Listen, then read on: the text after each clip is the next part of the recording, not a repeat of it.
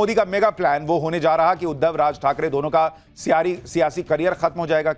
क्या आदित्य ठाकरे जेल जाएंगे? देवेंद्र फडणवीस ने ऐसा क्या कह दिया जो उद्धव की टेंशन बढ़ा देगा? उधर ओवैसी के लिए मुसलमानों में गजब क्रेज, इधर बीजेपी ने ओवैसी की पार्टी से हाथ मिला लिया। क्या शरद पवार अमित शाह की कौन सी मीटिंग पर सीएम फडणवीस ने बड़ा खुलासा कर दिया? अब इसका चैप्टर देखिए। इस वक्त सबकी नजर वैसे तो बंगाल पर है, लेकिन बंगाल के चुनाव में थोड़ा वक्त है और बंगाल के साथ साथ बहुत बड़ी हलचल कहीं मची है, तो वो है महाराष्ट्र। महाराष्ट्र की राजनीति में बड़े बड़े उलटफेर पिछले कुछ सालों में हुए हैं, लेकिन अब जो हुआ वो किसी ने सोचा नहीं था। उद्धव ठाकरे और राज ठाकरे जिनकी आपस में बनती नहीं थी, वो बीएमसी चुनाव के लिए एक हो चुके हैं। वो बीएमसी जिसका बजट ही भारत के कई राज्यों से बड़ा है, कहने को तो म्युनिसिपल कॉर्पोरेशन है, लेकिन एशिया का सबसे बड़ा म्युनिसिपल कॉर्पोरेशन है। और नरेंद्र मोदी, देवेंद्र फडणवीस को अब ये लोग चैलेंज कर रहे हैं। ठाकरे भाइयों के इस चैलेंज के बीच आज मैंने महाराष्ट्र के सीएम देवेंद्र फडणवीस का एक इंटरव्यू किया। आज आपको दिखाऊंगा कि नरेंद्र और देवेंद्र की जोड़ी ने ऐसा क्या प्लान बनाया है कि क्या ठाकरे भाइयों की पॉलिटिक्स ही खत्म हो जाएगी। क्योंकि आप देखिए, उद्धव ठाकरे और राज ठाकरे दोनों के सामने अस्तित्व का संकट है। ठाकरे परिवार की विरासत के नाम पर दोनों साथ आए। उद्धव की राजनीति को बीएमसी से खाद पानी मिलता है। अगर बीएमसी हार गए तो उद्धव ठाकरे के पास कुछ ना बचेगा बॉस। मुंबई के दम पर ही उद्धव ठाकरे की राजनीति चलती है और इसी राजनीति को बचाने के लिए उद्धव ठाकरे ने अब राज ठाकरे का सहारा लिया। लेकिन उद्धव और राज के लिए बीजेपी क्या बड़ा प्लान लेकर आई है? अजीत पवार, शरद पवार, इनके बीच क्या खेल हुआ है, सब बताऊंगा। ओवैसी मुसलमानों को कैसे अपनी तरफ खींच रहे हैं, बीजेपी और ओवैसी के बीच क्या गठजोड़ की बात चल रही है, सब लाया हूं। पहले एक ट्रेलर देखिए।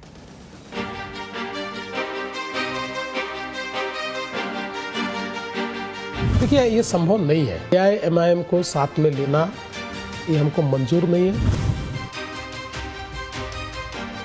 इस अलायंस में the biggest loser will be Raj Thackeray.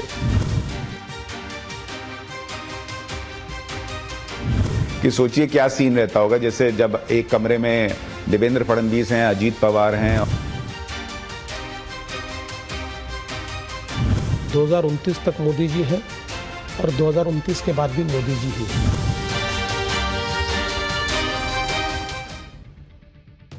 Narendra Modi का वो मेगा प्लान क्या है जिससे उद्धव ठाकरे और राज ठाकरे का सियासी करियर खत्म होने वाला है, वो बताऊंगा। लेकिन आप देखिए कि कैसे ठाकरे भाई इस वक्त साथ आकर प्रचार कर रहे हैं, अपनी ताकत दिखा रहे हैं और नरेंद्र मोदी को सीधा चैलेंज कर रहे हैं। उद्धव ठाकरे ने कह दिया है कि वो मोदी के लिए प्रचार करते थे, लेकिन अब मोदी उनकी पार्टी खत्म करने पर तुले। राज ठाकरे के साथ मिलकर बीजेपी से लड़ेंगे और राज ठाकरे से अब वो कभी अलग नहीं होंगे। इधर राज ठाकरे कह रहे हैं कि वो मंदिर तो जाएंगे लेकिन गंगा का पानी नहीं पिएंगे। इसका हिंदुत्व से क्या संबंध है?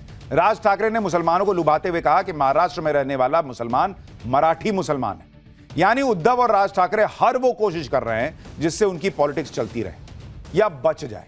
बीएमसी चुनाव में जीत के लिए हर पैतरा अपना रहे हैं। बीजेपी पर पार्टी तोड़ने तक का आरोप लगा रहे हैं। लेकिन आज जब मैंने महाराष्ट्र के सीएम देवेंद्र फडणवीस का इंटरव्यू किया और उसमें उद्धव ठाकरे और उनकी पार्टी को लेकर मैंने सवाल पूछा कि अगर बीएमसी हार गए तो क्या उनकी पार्टी खत्म हो जाएगी? फडणवीस ने कहा कि उद्धव ठाकरे की पार्टी एक प्राइवेट कंपनी की तरह है जिसमें मालिक नहीं बदलता। देखिए, वो पार्टी जो है ना, वो उनकी प्राइवेट प्रॉपर्टी है। वो मालिक है उस पार्टी के, इसलिए मालिक चेंज नहीं हो सकता है। नीचे के जो है वो बेचारे सारे सैनिक और बाकी सारे जो लोग हैं वो इधर उधर जाते रहेंगे, चेंज होते रहेंगे। मालिक की मर्जी आएगी वैसा वो चलता रहेगा। हाँ, इतना ज़रूर है। देखिए, मैं हमेशा कहता हूँ कि चुनाव में हारना या चुनाव में जीतना ये मायने नहीं रखता, लेकिन हारने के बाद उस हार से आप क्या सीख लेते हो ये मायने रखता है। कांग्रेस की हालत क्यों खराब है? जो प्रधानमंत्री जी कहते, किसी भी हार से वो सीखते नहीं है। वही मूर्खता, उसी प्रकार का व्यवहार वो लगातार करते रहते। अगर उद्धव जी और उनकी सेना इस हार से नहीं सीखेंगे तो आगे भी उनका हश्र यही होगा। मुझे यह लगता है आपकी लोगों में जाने की कितनी मंशा है, संघर्ष करने की कितनी मंशा है, पार्टी चलाना है तो उसको समय देने की कितनी मंशा है, इस पर निर्भर करता है। महाराष्ट्र में बीएमसी चुनाव ठाकरे भाइयों के लिए करो या मरो का चुनाव है। खास तौर पर मुंबई की बीएमसी तो उद्धव ठाकरे के लिए लाइफलाइन है। अगर बीएमसी हार जाते हैं तो मामला गड़बड़ हो सकता है। आप देखिए कि महाराष्ट्र में 29 महानगर पालिकाओं के लिए मतदान होना है। 15 जनवरी को मतदान होगा, 16 को नतीजे आ जाएंगे। पिछले 3 चुनावों से लगातार उद्धव की शिवसेना सबसे बड़ी पार्टी रही है। इस बार उद्धव की शिवसेना 163 सीटों पर लड़ रही है, राज ठाकरे की एमएनएस 53 सीटों पर। यानी बीएमसी में अपनी सत्ता बचाने के लिए उद्धव ठाकरे ने राज ठाकरे से हाथ मिला लिया। लेकिन इससे क्या उद्धव को फायदा होगा? क्योंकि राज ठाकरे तो विधानसभा चुनाव में 0 पर सिमट गए थे। उत्तर भारतीयों को पीटकर क्या राज ठाकरे की पार्टी खड़ी हो जाएगी? अभी हाल ही में महाराष्ट्र में हुए स्थानीय निकाय चुनाव में भी एमएनएस को 1 सीट नहीं आई थी, और इसीलिए देवेंद्र फडणवीस कह रहे हैं कि इस चुनाव में सबसे बड़ा लूजर, उद्धव ठाकरे से भी बड़ा लूजर राज ठाकरे होंगे। ये राज ठाकरे का कोई भविष्य दिख रहा है सर आपको? मेरा अपना मानना यह है कि देखिए, राज ठाकरे एक ऐसे नेता है कि जिनको एक ऑडियंस है। राज ठाकरे अपने बेबाक विचारों के लिए जाने जाते हैं। कोई भी बात सीधे तौर पर कहने वाले राज ठाकरे, भाषण भी बहुत अच्छा करते हैं। लेकिन मुझे यह लगता है कि इस चुनाव में उन्होंने बहुत बड़ी गलती की है। उन्होंने उद्धव जी के साथ जाकर जो अलायंस किया है, मेरा अपना मानना है, मैं कोई पॉलिटिकल पंडित नहीं हूं, लेकिन मेरे अनुभव के आधार पर कहता हूं, इस अलायंस में the biggest loser will be Raj Thackeray. Uddhav ji नहीं होंगे। उद्धव जी को राज ठाकरे का फायदा मिलेगा, लेकिन राज ठाकरे जी को उद्धव जी का फायदा नहीं मिलेगा। बीजेपी और राज ठाकरे के बीच अलग ही तरह का रिलेशन है। कभी राज ठाकरे पीएम मोदी की जमकर तारीफ करते हैं, कभी वो हिंदुत्व को लेकर ऐसे बयान देते हैं जिससे हंगामा मच जाता है। इन सब के बीच राज ठाकरे के नेता और कार्यकर्ता मराठी के नाम पर गुंडागर्दी भी करते हैं। सीएम देवेंद्र फडणवीस से मैंने पूछा कि भाई आप राज ठाकरे के साथ क्यों नहीं, राज ठाकरे और आप लोग साथ क्यों नहीं आ सकते? सीएम फडणवीस ने कहा कि राज ठाकरे की पार्टी मराठी के नाम पर जो गुंडागर्दी करती है उससे बीजेपी सहमत नहीं है, इसलिए राज ठाकरे के साथ गठबंधन का सवाल नहीं है। क्योंकि राज ठाकरे जब मराठी मानुष की बात करते हैं तो वो हिंदुओं को अलग अलग करके देखते हैं। देखिए, जब उन्होंने हिंदुत्व के विचार को अपनाया तो हमने उनको साथ में लिया, क्योंकि हिंदुत्व ये हमको जोड़ने वाला धागा है। लेकिन बाद में वापस जब हिंदुत्व से वो केवल इस प्रकार के विचारों में चले गए, या उनके लोगों ने वापस मराठी के नाम पर उत्तर भारतीयों को मारना, उनको पीटना, उनको गाली देना शुरू कर दिया, ये हमारे पार्टी को मंजूर नहीं है। देखिए, हम भी मराठी प्राइड वाले लोग हैं। मैं मराठी हूँ, मुझे मराठी होने का बहुत अभिमान है। मराठी भाषा के लिए हम लड़ते हैं। हमारे प्रधानमंत्री जी ने मराठी भाषा को क्लासिकल लैंग्वेज का दर्जा दिया। महाराष्ट्र में मराठी कंपलसरी होनी चाहिए, इसका हमारा आग्रह है। इसका मतलब ये नहीं है कि महाराष्ट्र में बसने वाले अन्य प्रांतों के जो लोग हैं उनके साथ आप दुर्व्यवहार करें, ये हम नहीं पसंद करते, हम नहीं मान्य करते। राज ठाकरे के साथ तो बीजेपी नहीं जा सकती, लेकिन क्या उद्धव ठाकरे बीएमसी चुनाव हारे तो बीजेपी उनको वापस ले लेगी? उद्धव ठाकरे ने 2019 में बीजेपी के साथ गठजोड़ तोड़ लिया। मुख्यमंत्री पद के मुद्दे पर उद्धव ने बीजेपी का साथ छोड़ा था और बाद में कांग्रेस एनसीपी के साथ मिलकर सरकार बना ली थी। लेकिन अब हालात बदल चुके हैं, उद्धव की पार्टी टूट चुकी है। इंडी गठबंधन भी उद्धव ठाकरे को भाव नहीं दे रहा। ऐसे में क्या उद्धव की एनडीए में वापसी हो सकती है? सुनिए देवेंद्र फडणवीस ने क्या बड़ा दावा किया। अगर उद्धव जी को यह समझ में आया कि मैंने गलती की थी बीजेपी से अलग होकर, और उन्होंने कहा कि जब सब आ ही गए हैं, अजीत भाई को भी ले ही सकते हो, शिंदे जी यही हैं, तो मुझे भी वापस ही ले लो, तो क्या यह संभव है कि उद्धव ठाकरे वापस आए? देखिए, ये संभव नहीं है, क्योंकि पॉलिटिकल अलायंसेस करना आसान होता है। मसलन 2 पॉलिटिकल पार्टी है, पॉलिटिकल अलग अलग एजेंडे पे चल रही है, और फिर कॉमन मिनिमम प्रोग्राम में सब साथ में आ गए, ऐसा होता है। लेकिन जहां मन दुख जाता है वहां कोई कॉमन मिनिमम प्रोग्राम नहीं होता, कोई एजेंडा नहीं होता। हमारे मन दुखे हुए हैं। हम एक दूसरे से अलग होने के बाद या अलग होने की राह पर जिस प्रकार का व्यवहार उन्होंने हमारे साथ किया है, जिस प्रकार से प्रधानमंत्री जी के बारे में अपशब्द वो बोलते लिखते, इन सारी चीजों के बाद ये मन नहीं है। देखिए, वो कोई हमारे शत्रु नहीं है। हम चुनाव के बाद उनके साथ बैठकर चाय पी सकते हैं, लेकिन अलायंस नहीं कर सकते। दरवाजा क्लोज है। देखिए, दरवाजा तो उन्होंने क्लोज किया था, आपने बाहर से कुंडी मार दी, वैसे समझ लीजिए। यानी फडणवीस क्लियर कह रहे हैं, कुछ भी हो जाए उद्धव ठाकरे एनडीए में वापस नहीं आ सकते। महाराष्ट्र की राजनीति पिछले कुछ सालों में ऐसी हो गई कि पता ही नहीं कौन चलता कौन किसके साथ। बीजेपी के गठबंधन में भी हाल फिलहाल बहुत टकराव दिखे। बीजेपी गठबंधन में तनाव की चर्चा इसलिए भी होती है क्योंकि पुणे नगर निगम में अजीत पवार ने शरद पवार के साथ गठबंधन कर लिया। इसके अलावा साल 2019 में जब देवेंद्र फडणवीस ने अजीत पवार के साथ मिलकर सरकार बनाई थी तो 48 घंटे के अंदर बहुमत साबित नहीं होने पर देवेंद्र फडणवीस को इस्तीफा देना पड़ा था। 2019 में अजीत पवार का बीजेपी के साथ आना और फिर वापस शरद पवार के पास चले जाना, यह पूरा खेल क्या था, किसके इशारे पर हुआ था? लोग सोचते हैं अजीत पवार ने धोखा दिया था। आज फडणवीस ने बड़ा खुलासा किया कि उन्होंने अजीत पवार को फोन करके कहा था कि आप शरद पवार के पास वापस चले जाइए। सुनिए पहली बार कंप्लीट इनसाइड स्टोरी। तो हमको पता था, देखिए अजीत दादा ने कोई गलती नहीं की। अजीत दादा हमारे साथ थे, हमसे बात करके हमने उनको वापस भेजा, क्योंकि वो फैसला अजीत दादा का था ही नहीं। हमारे साथ आने का फैसला शरद पवार जी का था। बाद में शरद पवार जी बदल गए, तब भी अजीत दादा हमारे साथ रहे। अजीत दादा को इसलिए वापस जाना पड़ा कि सुप्रीम कोर्ट ने एक निर्णय दिया, जिस निर्णय के बाद हम लोगों की मेजॉरिटी होते हुए भी हम उस मेजॉरिटी से सरकार नहीं बना सकते थे, इसलिए उनको वापस भेजना पड़ा। आपने बोल के भेजा था? हाँ जी बिल्कुल, अजीत पवार? हाँ जी 100%। और मैंने ऊपर में भी उस समय हमारे अमित भाई से बात की, क्योंकि सरकार बन रही थी तो अमित भाई को मैंने पूरा ब्रीफ किया हुआ था। तो मैंने अमित भाई को कहा कि अब इन परिस्थितियों में मुझे ऐसा लगता है कि अजीत पवार जी ने वापस चले जाना चाहिए और मैंने इस्तीफा देना चाहिए। उन्होंने कहा बिल्कुल सही बात है। जब वो पवार साहब ने पलटने के बावजूद जब अजीत दादा अपने साथ रहे, तो अब ये भी अपना भी फर्ज बनता है कि हम उनको पॉलिटिकल डेथ की ओर न ले जाए, लेट हिम गो बैक। ये तो बड़ी बात आप कह रहे हैं। और शरद पवार जी से जो ये अंडरस्टैंडिंग हुई थी कि अजीत पवार आपके साथ आएंगे, ये आपने की थी या दिल्ली से हुई थी? देखिए हम मतलब अमित शाह जी और मैं और शरद पवार जी, अजीत दादा, प्रफुल्ल भाई, सबने मिलकर तय किया था। सब बैठ के किया? हाँ, बिल्कुल मिलकर तय किया था। फिर आपने कभी अजीत दादा से पूछा कि ये शरद पवार क्यों पलट गए? वो आपके लिए शायद कुछ स्क्रिप्ट लिख रहे थे जिसमें आप फंस गए। देखिए अब स्क्रिप्ट क्या है ये मुझे भी पता है, अजीत दादा को भी पूरा पता है। अब बहुत पानी बह गया, छोड़ दीजिए। अब लेकिन अजीत पवार वापस तो नहीं जाएंगे उनके पास? नहीं, सवाल ही नहीं, वापस जाने का कोई सवाल नहीं। देवेंद्र फडणवीस ने पहली बार खुलासा किया कि अजीत पवार शरद पवार के धोखा देने के बावजूद जो वो कह रहे हैं फिर भी रुके रहे थे।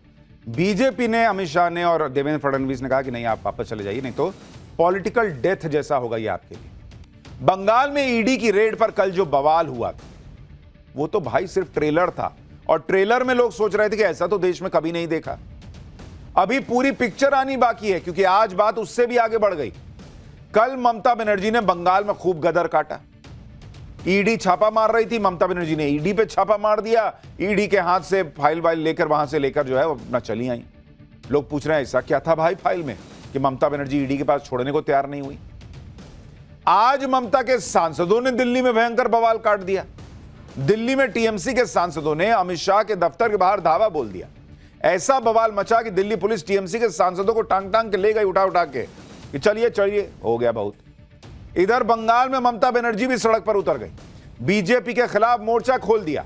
ये देखिए, ममता और बीजेपी के बीच कोयला घोटाले पर घमासान होने लगा है। बीजेपी ने कह दिया है कि बंगाल में तो कोयला स्मगलिंग का बड़ा हॉटस्पॉट है, इसमें टीएमसी के लोग शामिल हैं। सारे नियम तोड़कर ममता बनर्जी छापेमारी की जगह पर क्यों गई? क्या कुछ ऐसा संदिग्ध था जिसे निकालना जरूरी था? बीजेपी ने सवाल उठाए तो ममता बनर्जी ने पलटवार किया। ममता बनर्जी ने कहा कि अगर तुम मुझे जेल भेजोगे तो मैं तुमको भी बेनकाब कर दूंगी। ममता बनर्जी ने कहा कि उनके पास एक पेन ड्राइव है, अगर एक्सपोज कर दिया तो दिक्कत हो जाएगी। यानी ममता बनर्जी खुद कह रही हैं, धमकी दे रही हैं कि मुझे जेल भेजा तो तुमको नहीं छोड़ूंगी। अब दो सवाल, क्या ममता बनर्जी को भी लग रहा है कि उनको जेल जाना पड़ सकता है? और अगर पेन ड्राइव में कुछ सबूत है तो दिखाती क्यों नहीं? खुद जेल जाएंगी तभी दिखाएंगी, ये क्या बात हुई? बात सिर्फ एक रेड की नहीं रह गई है, बहुत आगे निकल गई है। ममता बनर्जी घिरती जा रही हैं। ममता बनर्जी जेल जाने की बात इसलिए कह रही हैं क्योंकि कल उन्होंने जिस तरह से ईडी की रेड में एंट्री मारी, उसे लेकर ईडी ने बड़े बड़े खुलासे भी किए। ममता बनर्जी ईडी की रेड के बीच से फाइल लेकर चली। आज ईडी ने ममता बनर्जी की फाइल ही खोल दी। आप देखिए बंगाल में ईडी की रेड की लड़ाई का राउंड 2 किस लेवल पर पहुंच गया। ममता बनर्जी ने ईडी के अधिकारियों के खिलाफ 3 एफआईआर कर दी भाई। खुद ममता बनर्जी ने ईडी के खिलाफ शिकायत देकर एफआईआर करवाई। उधर ईडी भी पीछे नहीं है, वो भी ममता बनर्जी के खिलाफ सीबीआई जांच की अर्जी लेकर कोर्ट पहुंच गई। ईडी ने भी कोर्ट में खुलासा किया कि कैसे ममता बनर्जी ने फोन छीन लिया, उनके अधिकारियों ने ईडी को डराया, धमकाया, सबूत मिटाने को कहा। ईडी के एक्शन को रोकने के लिए ममता सरकार भी कोलकाता हाईकोर्ट पहुंच गई है। यानी ना तो ममता बनर्जी एक कदम पीछे खींच रही है, ना ईडी पीछे खींच रही है, उधर बीजेपी अलग हमलावर है। हैरानी की बात यह है कि हाईकोर्ट में भी हंगामा हो गया बॉस, कोर्ट रूम में हंगामा हो गया। और कोर्ट में क्या क्या हुआ वो आपको आगे बताऊंगा। ईडी ने ममता बनर्जी पर क्या खुलासे किए, ये 20 करोड़ के हवाले वाले पैसे का क्या चक्कर है, दिल्ली में टीएमसी सांसदों ने क्या गदर काटा, पुलिस ने उनके साथ क्या किया, कौन से पेन ड्राइव की ममता बात कर रही हैं। भाई बहुत कुछ है आज बताने को, लेकिन पहले एक झलक देखिए क्या हुआ आज।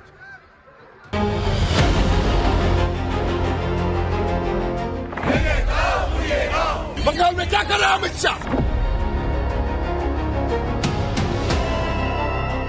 Shem Shem Amit Shah, Shem Shem. ED को भेजा और ममता बनर्जी शेरनी है, वो सीधा वहाँ जाके वो प्रोटेक्ट किया हमारे सामान। ममता बनर्जी सारे नियमों, कानून, लोकतांत्रिक मर्यादा को तार तार करके गई हैं, तो वहाँ कुछ बहुत सेंसिटिव था जिसको निकालना जरूरी था। তুমি আমাকে জেলে ভরবে, আমি তোমাকে সারা পৃথিবীতে ভরে দেবো। সুস্থ বাঘের থেকেও আহত বাঘ আরো ভয়ঙ্কর। देखिए हाँ। यह अमित शाह जी का खेल है जी, ईडी के माध्यम से। बंगाल में क्या कर रहा है अमित शाह? अमित शाह क्या कर रहे हैं? हाँ? ये क्या चोरी कर रहे हैं? वो चोरी कर रहे हैं अमित शाह।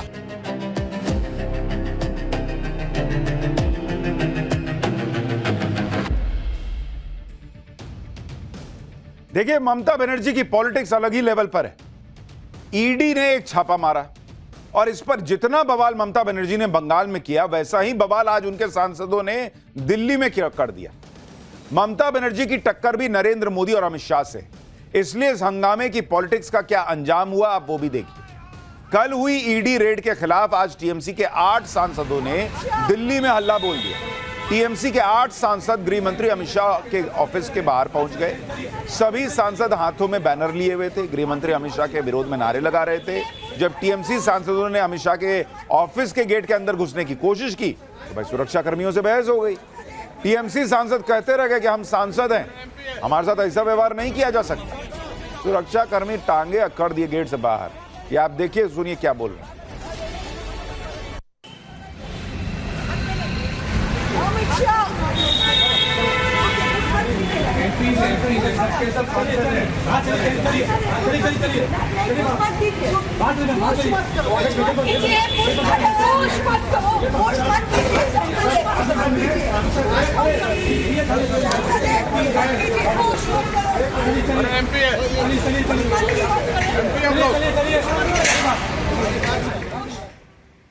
यानी ममता बनर्जी के सांसद कहते रह गए कि अरे हम सांसद हैं, सांसद हैं।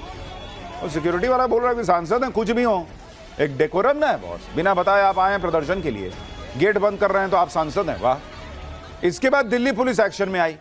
एक एक करके टीएमसी के सभी सांसदों को हिरासत में ले लिया गया। जो नहीं हटने को तैयार हुआ उसको टांग के हटा दिए। इस दौरान दिल्ली पुलिस और टीएमसी सांसदों की जमकर बहस भी हुई। अमित शाह के ऑफिस के बाहर हो रहे प्रदर्शन में टीएमसी सांसद महुआ मोइत्रा, डेरेक ओब्रायन ये सब पहुंचे हुए थे। पुलिस ने प्रदर्शन कर रहे सांसदों को हटाया तो टीएमसी के सांसदों ने जमकर नारेबाजी कर दी। सुनिए एक बार। जो भी कर ले, इस बीजेपी को हम हरा के रखेंगे। जो भी कह रही हैं कि हम बीजेपी को हराएंगे, या फिर कह रही हैं डोंट पिंच। पता नहीं कौन चुट्टी काट लिया, क्या हुआ, पिंच कर दिया, क्या हुआ, जो भी उनको कुछ तकलीफ हुई तो कही कि पिंच मत कर। टीएमसी के सभी सांसदों को हिरासत में लेकर बस में बैठा दिया गया। इस दौरान महुआ मोइत्रा ने आरोप लगाया कि हम लोग लोकतांत्रिक अधिकार के तहत प्रदर्शन कर रहे थे, लेकिन हमें गिरफ्तार कर लिया गया। सुनिए महुआ मोइत्रा।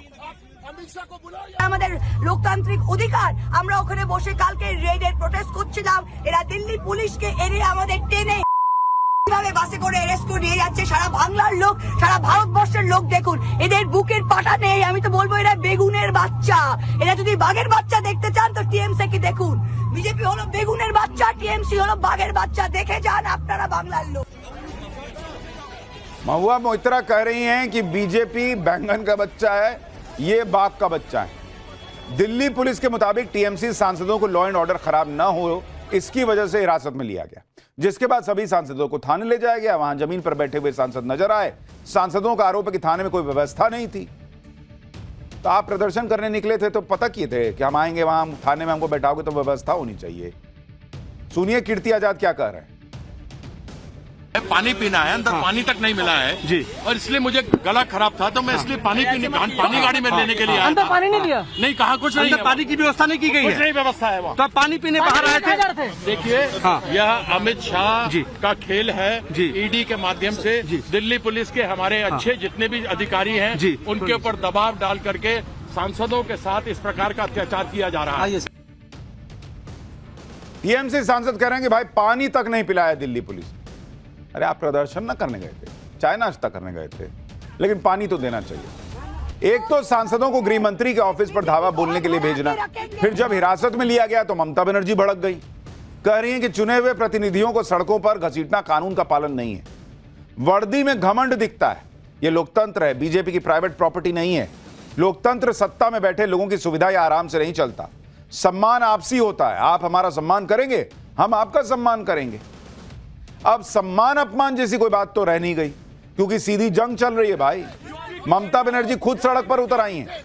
आज कोलकाता में ममता बनर्जी ने ईडी की रेड के खिलाफ मार्च निकाल दिया। ममता के साथ उनकी पार्टी के मंत्री विधायक सब मौजूद रहे।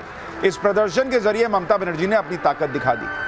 अब ममता बनर्जी देखिए, ममता बनर्जी बहुत स्मार्ट पॉलिटिशियन। उन्होंने कल जो है उनकी तस्वीर वायरल हो रही थी कि हाथ में हरा फाइल ली हुई है। चर्चा हो रही थी कि ऐसा क्या ईडी के हाथ लग जाता जो लेके चली गई। उन्होंने पूरी तस्वीर पलट दी।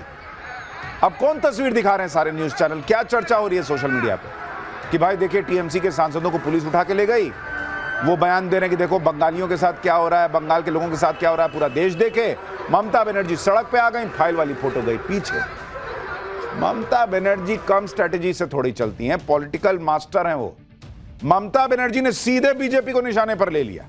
कह रही है कि बीजेपी मुझे जेल भेजेगी तो वो भी बीजेपी को बेनकाब कर देंगी। सुनिए एक बार उनको। লজ্জা করে না? কান কাটা দোকান কাটার দল, জুমলা পার্টি, ঝামেলার পার্টি, হামলাকারী পার্টি, অত্যাচারী পার্টি, অনাচারী পার্টি, দুরাহারি পার্টি, দুরাচারী পার্টি, ব্যভিচারী পার্টি, স্বৈরাচারী পার্টি। তুমি আমাকে একদিন আটকাবে, আমি 100 দিনের ফসল তুলে নেব। তুমি আমাকে জেলে ভরবে, আমি তোমাকে সারা পৃথিবীতে ভরে দেবো। সুস্থ বাঘের থেকেও আহত বাঘ আরো ভয়ঙ্কর। ममता बनर्जी कह रही है कि तुम मुझे जेल भेजोगे, मैं तुम सबको जेल भेज दूंगी। मतलब एकदम जबरदस्त हो गया है मामला भाई। उनको भी हालांकि लग रहा है कि जो उन्होंने किया है, अगर आप देखिएगा नियम कायदे के हिसाब से तो जेल जाने का मामला बन सकता है। इसीलिए वो अभी से हड़का रही है कि मुझे भेजोगे तो मैं तुम सबको भी जेल भेज दूंगी। ममता बनर्जी बार बार जेल की बात कर रही है। क्या उन्हें जेल जाने का डर सता रहा है? और अगर उन्हें जेल जाने का डर सता रहा है तो इसके पीछे वजह क्या है? किस आरोप में कितने टाइम के लिए ममता बनर्जी को जेल हो सकती है? क्या ममता बनर्जी जेल जाने पर राष्ट्रपति शासन लगाकर बंगाल का चुनाव होगा? ये सब आपको बताऊंगा, लेकिन पहले देखिए कि ममता बनर्जी की इस पॉलिटिक्स पर बीजेपी ने कैसे पलटवार किया। भाई बीजेपी पूछ रही है कि बंगाल में टीएमसी के इतने नेताओं पर रेड पड़ी, तब तो ममता बनर्जी बीच में नहीं आई। आज एक प्राइवेट संस्था पर रेड पड़ी तो ममता बनर्जी फाइल उठा के चल दी। बीजेपी पूछ रही कि क्या ममता बनर्जी को डर है कि उनके भ्रष्टाचार का सच सामने आ जाएगा? सुनिए बीजेपी क्या आरोप लगा रही है। ऐसा क्या घबराहट है कि भ्रष्टाचार बचाओ मार्च ममता बनर्जी और तृणमूल कांग्रेस एक प्राइवेट कंपनी पर हुए सर्च और सीजर के ऑपरेशन के लिए निकाल रही है? क्या उनको घबराहट है कि जो पश्चिम बंगाल की जनता का पैसा ममता बनर्जी और तृणमूल कांग्रेस ने लूटा है, क्या उसके राज उस प्राइवेट कंपनी के फाइल में छिपे हुए हैं? बीजेपी ने कोयला घोटाले का कनेक्शन ममता बनर्जी से जोड़ा तो ममता बनर्जी और भड़क गई। ममता बनर्जी ने बीजेपी को जवाब देते हुए कहा कि वो कहते हैं कि कोयले का पैसा खाया है। किसने खाया वो पैसा? वो पैसा खाया अमित शाह ने, वो कह रही। जगन्नाथ चट्टोपाध्याय बीजेपी के प्रदेश महासचिव से पैसा जाता है शुवेंदु अधिकारी के पास और उनसे पैसा जाता है अमित शाह के पास। ये ममता बनर्जी आरोप लगा रही है। ममता बनर्जी ने दावा किया कि उनके पास पेन ड्राइव है, अगर एक्सपोज कर दिया ना तो आप लोगों को तकलीफ हो जाएगी। ममता बनर्जी कह रही हैं कि उन्होंने काफी बर्दाश्त किया, वो ये सब नहीं करती क्योंकि वो देश से प्यार करती। यानी कल तक बंगाल में फाइल पर बवाल मचा था। अब ममता बनर्जी पेन ड्राइव की बात कर रही हैं, कह रही हैं मैं देश से प्यार करती हूं। भाई देश से प्यार है, आपके पास पेन ड्राइव में अमित शाह, शुभेंदु अधिकारी के पास सबूत है तो कोर्ट लेके जाइए। देश से प्यार है तो पेन ड्राइव घर में क्यों रखी है या कहीं भी रखी है, क्यों रखी है? खाली बोलने के लिए? एक्सपोज कीजिए, एक्शन लीजिए। बीजेपी बंगाल के कोयला घोटाले में ममता सरकार को घेर रही है। ममता बनर्जी कह रही है कि कोयले का पैसा बीजेपी के पास जा रहा है, लेकिन इस मामले में जिस आईपैक के खिलाफ रेड पड़ी उसे लेकर ईडी ने खुलासा किया है कि जांच के दौरान उसे यह पता चला कि 20 करोड़ रुपए हवाला के जरिए आईपैक को ट्रांसफर हुए। ईडी के मुताबिक उसके पास इसके ठोस सबूत हैं। आईपैक यानी इंडियन पॉलिटिकल एक्शन कमेटी एक पॉलिटिकल कंसल्टेंसी फर्म है जो टीएमसी के लिए काम करती है। ईडी कह रही है कि इसे 20 करोड़ रुपए को ट्रेस करने के लिए रेड डाली गई थी। ईडी अधिकारियों का दावा है कि ये 20 करोड़ रुपए मुंबई की एक फर्म के जरिए हवाला किए गए और ये वो फर्म है जिसका नाम दिल्ली की शराब घोटाले में भी आ चुका है। ईडी का आरोप है कि आम आदमी पार्टी पर गोवा चुनाव के दौरान गड़बड़ी के आरोप लगे थे और गोवा में आईपैक का ऑपरेशन प्रतीक जैन ही संभाल रहे थे। बीजेपी आरोप लगा रही है कि जिस कोयला घोटाले में ईडी ने रेड मारी हुई उसके तार टीएमसी से जुड़े हैं, इसीलिए ममता बनर्जी बौखलाई हुई। दूसरी तरफ टीएमसी कह रही है कि ईडी की रेड बीजेपी का डर है क्योंकि बीजेपी बंगाल में हार रही है। इस पूरे मामले को लेकर बीजेपी और टीएमसी के बीच पोस्टर वॉर भी शुरू हो गया। टीएमसी ने सोशल मीडिया पर एक पोस्टर जारी किया और कहा कि जब जब अमित शाह डरता है ईडी को आगे करता है। ये देखिए, उधर बीजेपी ने पोस्टर जारी कर दिया और ममता बनर्जी का चेहरा दिखाते हुए कह दिया कि इतने सारे घोटाले और कोई जवाबदेही नहीं। यानी पोस्टर वॉर भी चल रहा है सोशल मीडिया पर। बीजेपी कह रही है कि जिस खुलासे का डर रहता है, जिसे खुलासे का डर रहता है, वो ऐसा बवाल करता है। बीजेपी और टीएमसी के बीच जो घमासान मचा है, कैसे दोनों एक दूसरे पे क्या कह रहे हैं, ये भी सुन लीजिए, फिर बताता हूं कि कोर्ट में क्या बवाल मचा। ये रेड न ममता जी के घर पर थी, न उनके ऑफिस में थी, न टीएमसी के दफ्तर में थी, न टीएमसी के किसी नेता, विधायक, एमपी या ऑफिस बेरर के घर पे थी। ये रेड थी एक प्राइवेट कंसल्टेंसी फर्म जिसके यहां करोड़ों रुपए के मनी लॉन्ड्रिंग की शिकायत आई थी कोल स्कैम में। ममता बनर्जी सारे नियमों, कानून, लोकतांत्रिक मर्यादा को तार तार करके गई हैं, तो वहां कुछ बहुत सेंसिटिव था जिसको निकालना जरूरी था। पूरा भारत ने देखा ये कैसे दुरुपयोग करके ईडी का गृह मंत्रालय से कैसे दुरुपयोग करके उन्होंने दुरुपयोग करके हमारे पार्टी का जितना भी राजनीतिक स्ट्रेटेजिक इंफॉर्मेशन है वो चोरी करने के लिए ईडी को भेजा। और ममता बनर्जी शेरनी है, वो सीधा वहां जाके वो प्रोटेक्ट किया हमारे सामान को। ममता बनर्जी की सांसद महुआ मोइत्रा आरोप लगा रही हैं कि जो दस्तावेज ममता बनर्जी बचा के लाई वो दरअसल टीएमसी की स्ट्रैटेजी से जुड़े हुए डॉक्यूमेंट्स जो बीजेपी चुनाव जीतने के लिए चुरा रही थी ईडी के जरिए। लेकिन यहां एक बड़ा बेसिक सा प्रश्न है। अभी कल तक तो या परसों तक तो यह कहा जा रहा था कि बीजेपी ने एसआईआर के जरिए वहां पर खेला कर दिया है और एसआईआर के जरिए वो चुनाव जीत रही है। तो जब बीजेपी एसआईआर के जरिए चुनाव जीत ही रही है तो फिर इनकी फाइल क्यों लेने जाएगी? और अगर फाइल ले रही है इसका मतलब एसआईआर वाला मामला गड़बड़ था। दोनों कैसे होगा? इसलिए इस वक्त दिख रहा है कि ममता बनर्जी बंगाल में बैकफुट पर है। वो दिखने का प्रयास कर रही है कि मैं फ्रंट फुट पर हूं। वो खुद को जो बार बार उनके सांसद बाग बाग बोल रहे हैं, वो बंगाल में बीजेपी के खिलाफ अपना नैरेटिव तैयार कर रहे हैं कि देखो बंगाली अस्मिता, बंगाल की अस्मिता के लिए मैं लड़ती हूं और मैं शेरनी हूं। ये मैसेजिंग है, पॉलिटिकल मैसेजिंग, और कुछ नहीं है। आप देखिए वहां जो सांसद बैठे थे, पोस्टर लेकर बैठे थे, उस पर लिखा था कि Amit Shah plus ED versus people of Bengal. वो फोटो दिखाई जरा, जो गेट पे सब बैठे हुए हैं। तो ममता बनर्जी इसको लड़ाई बना रही हैं, बंगाल की जनता वर्सेस मोदी शाह। ये देखिए, Amit Shah plus ED versus people of Bengal. People of Bengal क्या है भाई? आपकी फाइल है, आप कह रही हैं आपकी पॉलिटिकल फाइल है, इसमें पीपल ऑफ बंगाल की कौन सी फाइल थी? ममता बनर्जी ने कल जो ईडी की रेड पर बवाल किया था उसमें वो अपने लिए माहौल बना रही है। लेकिन ये सब करके ममता बनर्जी और फंस रही है क्योंकि ईडी ममता बनर्जी के खिलाफ कोर्ट चली गई है। अपनी अर्जी में ईडी ने कल की रेड के बारे में जो कहा वो हैरान करने वाला है। ईडी ने अपनी अर्जी में बताया कि उन्होंने सीएम से यह कहा था कि भाई पीएमएलए की कार्रवाई चल रही है, आप दखल मत दीजिए। फिर भी सीएम ममता बनर्जी और बंगाल पुलिस ने जांच में बाधा डाली। ईडी ने आरोप लगाया कि मुख्यमंत्री और पुलिस अधिकारियों ने दखल देकर डिजिटल उपकरण और अहम दस्तावेज हथिया लिए। तलाशी के दौरान ईडी अधिकारियों को रोका गया, डराया गया। ईडी ने साफ कहा कि जो हुआ उससे उनकी जांच को गंभीर नुकसान पहुंचा। भाई ईडी का हिसाब यह है कि कल को कोई फाइल लौटा भी दी जाए, कैसे पता चलेगा कि वो वही फाइल है जो ममता बनर्जी उठा के ले गई? अब तो चल गई फाइल, कोई एक हरी फाइल दे दो, कह दो कि यही था, जाओ ले जाओ। तो ईडी ने कोर्ट में ममता बनर्जी पर बड़े बड़े आरोप लगा दिए, लेकिन इंडी गठबंधन को इसमें कुछ भी गलत नहीं दिख रहा। ईडी के एक्शन पर इंडी गठबंधन के नेता क्या कह रहे हैं, सुनिए जरा।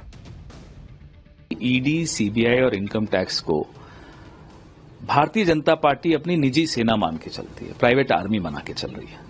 ये लोकतंत्र के लिए बहुत हानिकारक है। की कोई विश्वसनीयता नहीं है। ईडी मोदी जी की कठपुतली है और वो बार बार जब ऐसे काम करते हैं तो अपना डर, अपनी बौखलाहट दिखाते हैं। अब आप जरा एक सेकंड के लिए सोचिए कि देश के किसी दूसरे राज्य में, बीजेपी शासित राज्य में, कोई बीजेपी का मुख्यमंत्री पुलिस लेके जाता और ईडी से ऐसे फाइल लेके चला आता, फिर आप देखते कैसे गदर कटता कि बाप रे बाप, पुलिस का कैसा इस्तेमाल हो गया भाई, फाइल लूट ली गई, इस तरह की चीजें। ममता बनर्जी कर रही हैं तो कोई बात नहीं, ये तो ईडी और मोदी से लड़ रही हैं, इसलिए पुलिस से ऐसा करवा सकते। ये इंडी गठबंधन कह रहा है भाई, यही ना उनका हिसाब है। इंडी गठबंधन ईडी को लपेट रहा है। ऐसे ही हमले और राजनीतिक दबाव ईडी के अधिकारी लगातार झेल रहे हैं भाई। कभी उन्हें डराया जाता है, कभी उन पर हमले हो जाते हैं। कल की रेड के दौरान भी ईडी को धमकाया गया, कहा जा रहा है। ईडी के सूत्रों ने खुलासा किया कि रेड के दौरान जब ममता बनर्जी वहां आई तो उन्होंने आईपैक के प्रतीक जैन का फोन अपने हाथ में ले लिया और अपने पास रख लिया। ईडी सूत्रों के मुताबिक ममता बनर्जी आईपैक के कुछ कर्मचारियों के फोन भी अपने साथ ले गई। इतना ही नहीं, ईडी अधिकारियों का भी फोन थोड़े समय के लिए ले लिया गया, लेकिन फिर वापस कर दिया गया। ईडी सूत्रों के मुताबिक ममता बनर्जी के साथ मौजूद डीजीपी ने ईडी के 3 अधिकारियों से कहा कि पंचनामा में कुछ भी रिकॉर्ड न करें और यह दिखाएं कि कुछ भी बरामद यानी रिकवरी हुई नहीं है। अगर ऐसा नहीं किया तो वो ईडी अधिकारियों को गिरफ्तार कर लेंगे। ईडी के अधिकारियों का कहना है कि उस समय 3 ईडी अधिकारी थे, जबकि दूसरी तरफ दर्जनों पुलिस अधिकारी और सीएम को दी गई जेड सिक्योरिटी की टीम भी मौजूद थी। ईडी के सूत्रों के मुताबिक अधिकारियों को डराने धमकाने की कोशिश हुई और रिपोर्ट में असली बात लिखने से रोका गया। सूत्रों का यह भी दावा है कि डीजीपी ने ईडी अधिकारियों से कहा कि अब हम एफआईआर करेंगे और आप लोगों को गिरफ्तार करेंगे। सूत्रों का कहना है कि इंडिपेंडेंट विटनेस भी वहां मौजूद थे। कोलकाता पुलिस और सीएम के स्टाफ ने उन्हें भी परेशान और डराने की कोशिश की। यह ईडी के सूत्र दावा कर रहा है। अगर ईडी के सूत्रों की बात सच है तो आप सोचिए कितनी बड़ी बात है कि सीधे सीएम के सामने जांच एजेंसी के लोगों को धमकाने का आरोप लग रहा है, उन पर सबूत मिटाने का दबाव डालने का आरोप लग रहा है। और शायद इसीलिए बंगाल के राज्यपाल कह रहे हैं कि यह विनाशकाले विपरीत बुद्धि है। सुनिए उनको। Of the whole incident as it has unfolded itself through the media, it makes me say it is an endorsement of the saying विनाशकाले विपरीत बुद्धि। ईडी कह रही है कि ममता बनर्जी ने उनके काम में बाधा डाली, लेकिन ममता बनर्जी को इसमें कुछ गलत नहीं दिखा। ममता बनर्जी ने कहा कि उन्होंने तो टीएमसी चेयरपर्सन के तौर पर दखल दिया था, न कि मुख्यमंत्री के तौर पर। ममता बनर्जी ने कहा कि ईडी की रेड सुबह 6 बजे से चल रही थी, जबकि वो तो 12 बजे वहां पहुंची। ममता बनर्जी ने कहा कि उन्हें एहसास हुआ कि वो हमारी पार्टी की रणनीति के डिटेल्स ले जा रहे हैं, इसलिए वो वहां भागी भागी पहुंचे। भाई सवाल तो ममता बनर्जी से भी है कि 6 बजे से रेड चल रही थी, 12 बजे तक वो उतने देर तक नहीं ले जा पाई स्ट्रैटेजी के डॉक्यूमेंट्स। ममता बनर्जी ने कहा कि अगर मेरी पार्टी ही नहीं रहेगी तो मैं लोगों के लिए लड़ूंगी कैसे। यानी ममता बनर्जी की पार्टी उस हरी फाइल पर डिपेंडेंट है। हरी फाइल गई, टीएमसी गई। ममता बनर्जी तो डंके की चोट पर कह रही कि उन्होंने कुछ गलत नहीं किया। उल्टे ममता बनर्जी ने ईडी के खिलाफ एफआईआर ठोक दी। ममता बनर्जी ने ईडी के खिलाफ 3 एफआईआर करवाई हैं। खुद ममता बनर्जी ने अज्ञात ईडी अधिकारियों और सीआरपीएफ जवानों के खिलाफ एफआईआर करवाई है। ईडी के खिलाफ आपराधिक रूप से धमाका, चोरी, जबरन घर में घुसने जैसे आरोप लगाए गए। बिना अधिकार के डेटा एक्सेस करना और उसे डैमेज करने जैसे आरोप भी लगे हैं। एक एफआईआर तो पुलिस ने स्वतः संज्ञान लेते हुए दर्ज कर लिया है। इस मामले में जांच अधिकारी नियुक्त हो गया है और जांच शुरू हो गई। लेकिन ईडी कह रही है कि उनके अधिकारियों को डराने के मकसद से जानबूझकर यह एफआईआर की गई। उधर बीजेपी कह रही है कि ममता बनर्जी ने जो किया वो सीधे संविधान पर हमला है। टीएमसी ईडी को लेकर बीजेपी पर सवाल उठा रही है। एक बार जरा ये टक्कर कैसे और आगे बढ़ी देखिए, फिर आपको बताता हूं कि ईडी चाहता क्या है। It's a completely criminal offence. 2021 में हमने एक सीनियर पॉलिटिशियन, एक चीफ मिनिस्टर जो संविधान हाथ में रखते हुए ओथ लिया है, उनका इस तरीके से कार्रवाई सीधा संविधान के ऊपर हमला है। ईडी में विशेष रूप से केवल ईडी के लोगों को क्यों, खास लोगों को, विपक्ष को ही क्यों पकड़ा जा रहा है, यह एक बहुत बड़ा प्रश्न सामने आता है। क्योंकि अगर आप देखें तो अजीत पवार, जिस पर 70,000 करोड़ के घोटाले का खुद प्रधानमंत्री ने लगाया था, हेमंत बिस्वा शर्मा को अमित शाह ने कहा था कि हम जेल डालेंगे, उन्होंने खुद कहा था कि उसके ऊपर उनके बर्जर का केस है। तीसरा नारायण राणे हैं और शुभेंदु अधिकारी को तो पैसे लेते हुए देखा गया था। ये सारी चीजें हैं, तो केवल ही विपक्ष पर क्यों प्रहार। भाई ईडी और टीएमसी अब दोनों जो है कानूनी लड़ाई लड़ रहे हैं और इनकी अर्जी पर आज कोलकाता हाईकोर्ट में सुनवाई ही नहीं हो पाई। सुनवाई ना होने की वजह भी हैरान करने वाली है। कोलकाता हाईकोर्ट में सुनवाई के दौरान हंगामा हो गया, कोर्टरूम बहुत ज्यादा खचाखच भर गया, वहां अजीब माहौल बन गया। जज की तरफ से बार बार कहा गया कि जो इस केस से नहीं जुड़े हैं वो कोर्ट से बाहर जाइए, लेकिन कोर्टरूम से भीड़ ही नहीं निकली। हालात सामान्य नहीं हुए तो कोर्ट ने 14 जनवरी तक सुनवाई टाल दी। बीजेपी ने आरोप लगाया कि टीएमसी ने जानबूझकर कोर्ट में हंगामा कराकर सुनवाई टलवा दी। बीजेपी कह रही है कि यह बहुत गंभीर स्थिति है, जुडिशियरी को भी धमकाया जा रहा है। आप सुनिए कैसे बीजेपी शासित राज्यों के सीएम ममता बनर्जी पर हमलावर है। I think people will lose respect for her completely. I don't want to comment more, but it is a sad thing if a serving CM goes, hijack files, kidnap people. I think this is too much. किसी भी राज्य के मुख्यमंत्री को ED और इस प्रकार के केंद्र। आप यह भी समझिए कि अगर ईडी की जांच में कोई बाधा डालता है तो कानूनी एक्शन हो क्या सकता है। ममता बनर्जी पर आरोप है कि उन्होंने जांच नहीं होने दी, उसमें हस्तक्षेप किया, एविडेंस लेकर निकल गई। ये सबूतों को नष्ट करने या छिपाने और तलाशी और जब्ती अभियानों में बाधा डालने जैसे खतरनाक उल्लंघन के दायरे में आता है। पीएमएलए के सेक्शन 63 में ईडी को यह अधिकार है कि वो इस संबंध में फाइन और गिरफ्तारी भी कर सकती है। पीएमएलए के तहत होने वाली गिरफ्तारियों में बेल मिलना कठिन होता है। यह पूरी तरह से कोर्ट पर निर्भर करता है कि बेल कब मिलती है। आपको याद होगा कि अरविंद केजरीवाल ने समन पर पेश होना बंद कर दिया था, इसलिए उनकी गिरफ्तारी तक हो गई थी। ममता बनर्जी के मामले में आरोप बेहद गंभीर हैं कि जांच ही नहीं होने दी गई और सबूतों को लेकर चली गई। इसलिए कानूनी तौर पर अगर ईडी चाहे तो यह मामला बनता है कि ममता बनर्जी की गिरफ्तारी हो सकती है। और क्या इसीलिए ममता बनर्जी बार बार गिरफ्तारी की बात कह रही हैं, तुमको भी गिरफ्तार कर लूंगी, ये सब कर रही हैं? क्या अगला स्टेप यही होना है? अभी बंगाल की लड़ाई अलग लेवल पे जाने वाली है बॉस, ये तो अभी भी सिर्फ शुरुआत भर है।